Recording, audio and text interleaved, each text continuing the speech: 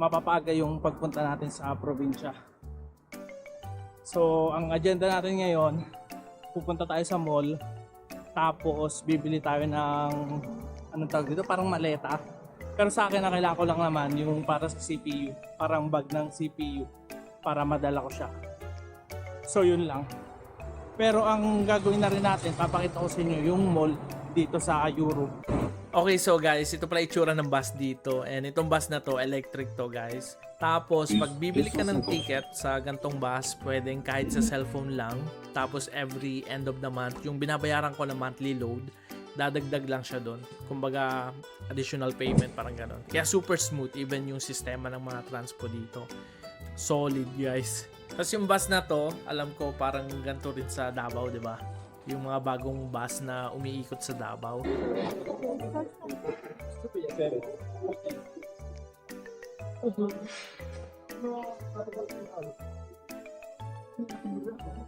Guys, welcome pala dito sa La Défense. Bali, ito yung modern city ng Paris. Kumbaga, ayan, makikita nyo naman yung mga building. Ibang-iba siya sa pinaka-sentro ng Paris mismo.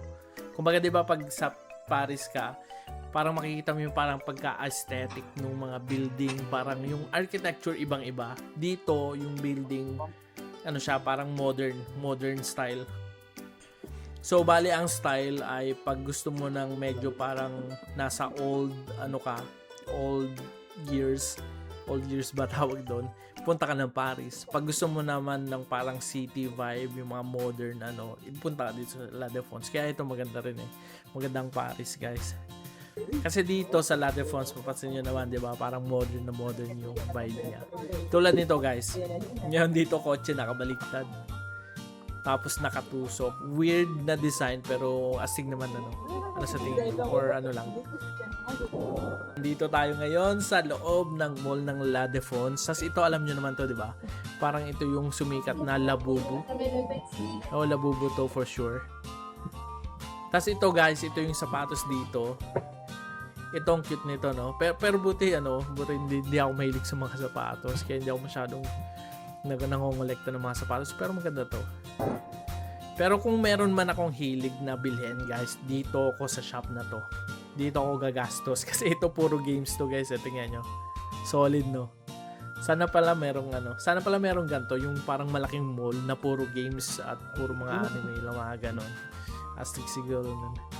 Pero anyway, guys, yung next na plano ko na bilhin, itong parang pang drive kasi may nakita akong content before na pwedeng gamitin to. Kaya for sure, siguro bibilin ko to next time. Tapos kokombohan ko ng ganito na yung parang pang cambio at sa nobela. Tapos gagawa ko ng gantong content. Titingnan ko kung makakakuha ko ng gantong views. Gagawa ko ng separate channel dito sa game na to. I see.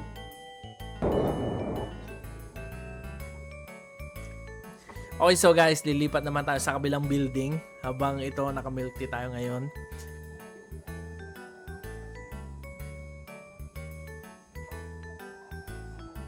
So, sa kabilang building, nandun yung Decathlon na kung saan bibili tayo ng maleta. So, dito guys, sa Decathlon, grabe, sobrang mura dito guys. Pero yung quality, hindi siya mura. Kumbaga maganda siya. Yun nga malupit eh, 'di ba? Kumbaga sa atin, 'di ba, pag mura, pangit yung quality, pag mahal, maganda yung quality. Dito iba. Kahit mura siya, grabe, ang tibay. Ang dami ko na nagamit na bag dito, mga damit. Talagang hindi siya ganun bigla-bigla nasisira. Kumbaga solid talaga. So itong maleta na to, guys. So ngayon, bibili na natin to. Mukha lang to maliit, pero malaki to, guys. Kumbaga siguro sa camera maliit lang pero malaki to sa personal. So ito gagamitin natin ngayon sa biyahe. Dito ko lalagay yung PC natin. So dalawang ganito ang bibili natin. Meron na akong isa. Tapos ngayon nagre-record lang ako para dito.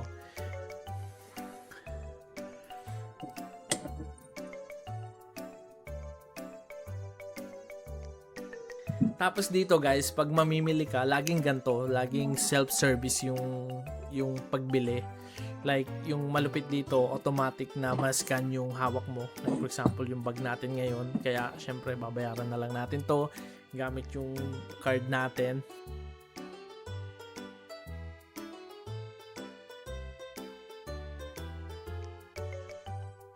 And after nun, ayun, ganun lang kadali guys. So, GG na tayo. So, yun talaga pinaka nagustuhan ko dito. Grabe, like super simple. Super simple lang ng mga bagay-bagay. Napaka-smooth ng mga transaction. Kumbaga, hindi siya super complicated. Okay, so guys, for today, hanggang doon na lang muna siguro tayo. Uwi na muna ako sa bahay para makapag-prepare ng gamit natin para sa biyahe natin. Alright? So guys, yun lang yung diary natin for today.